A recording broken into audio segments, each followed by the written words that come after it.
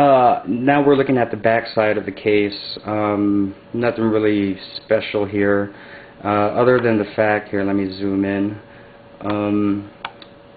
NZXT actually provides you with PCI expansion slot covers that are perforated, and they have actually holes or a mesh kind of grill. Gives you more airflow at the back of your case. So just in case if you're running like a really hot graphics card or maybe even two, you have more airflow back here so that the hot air can escape. I thought that was a really cool feature that NZXT actually gives you along with this case. So that's the only thing special about the back of the case. Again, here you have your holes for water cooling. You can run your tubes out through here if you have your radiator like outside of the case. So there we are. And then also, again, something that you sometimes see but not always, a grill back here too for more airflow right here. And actually the holes for these rear exhaust fans and whatnot, they're actually pretty big, so even if you do have a fan back there, it's not restricted in any way due to the holes of these grills. So that's it for the back side. This is the other side of the case, considered your back side. Again, the paint is really well done on this case. Thumb screws also. With this one I actually added my own. NZXT just gives you screws back here, but I added my own thumb screws back here just for ease of accessing the back and whatnot. Again, the inside of this back panel is all painted black. I know it's kind of hard to see with the night vision on, but painted black, really nice finish. Now here, this is the secret of the NZXT beta case. Now for the price that you get, cable management holes are excellent. Up here you have a hole to run your power supply cables out through here and out towards the back of your case along the back plate, motherboard plate. You have holes right here which are kind of useless unless you're actually running, like, say, really thin cables, or even like the cables that you get from like the Corsair HX models, or even like the Ultra Extreme models where they have like the really thin cables.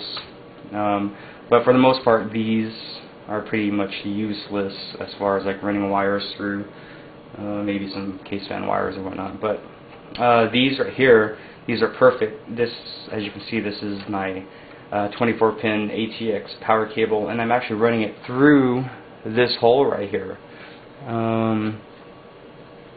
The hole is big enough to fit the really thick 24-pin power connector cable right here, and I'm running all my SATA cables back here to the front or to the side of the motherboard, and running all the front panel connectors and whatnot through here. You know, basic cable management holes, but again, very useful cable management holes. Let you hide all of your cables that you got going on, so that the front of your case is actually pretty clean and for the most part cable free. Now, talking about your front panel connectors. All of the front panel connectors, like your USB audio cables, like headphone jacks and whatnot, they're all on the top of your case. Here, let me do the night vision. You've got your eSATA right there, connector, your two USBs, headphone and microphone jacks, and they're on the top. There's actually again, a really cool feature because it keeps the front of your case nice and clean. All you have right here is your resets and your power buttons, which are backlit with blue LEDs. So that's pretty much it with the case itself. Really good case, really cheap too. At the time I bought this, it was less than $50 with free shipping. So you get a lot of cool features with this nice budget case. Again, this is the only thing that I didn't like. I wish they would have made these covers flat, and so that everything had, the whole case had like clean lines, but not so bad though. Something that you can live with.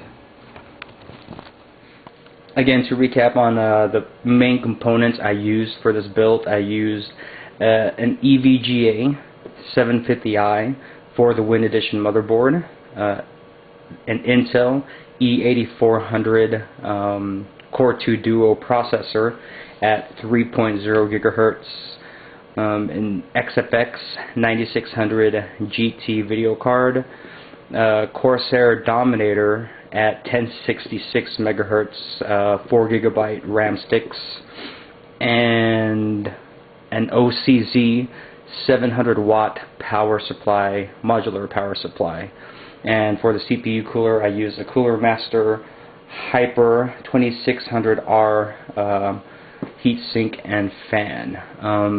Now this computer, I'm putting this computer up for sale for a pretty low price, considering that it is older parts, and actually some of the parts you can't even find anymore, or they're hard to find, but the price is pretty reasonable. So if any of you guys are interested about the price and the extras that are on here, just let me know, message me, comment me, or whatever, and I'll give you more information about it. But again, this is on sale, so just let me know. Alright, YouTubers, I'll talk to you guys later. Bye-bye.